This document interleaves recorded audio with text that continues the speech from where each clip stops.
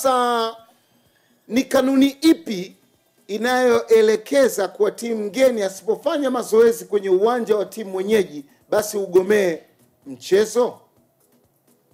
Je, statement ya Simba ilivyosema hawachezi na ile taarifa ya bodi ya kuahirisha mchezo ni ipi iliyoanza kutoka?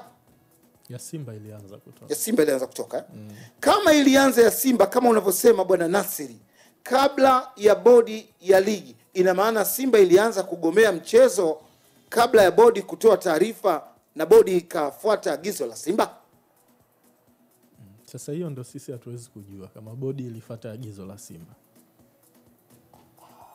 Bwana Nasiri, manake bodi wenyewe saizi walichokuja kutuambia hawajatuambia kwamba walisitisha mchezo kwa ajili ya Simba kuto kutrain pale.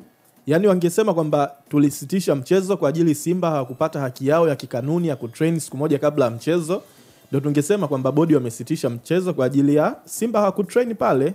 Lakini haya majibu ambayo umetusomea Maulid, wao wanasema ni sababu za kiusalama na tuhuma za rushwa. Kwa hiyo haihusiani na chochote na kile ambacho Simba walikuwa nakilalamikia, lakini bodi wenyewe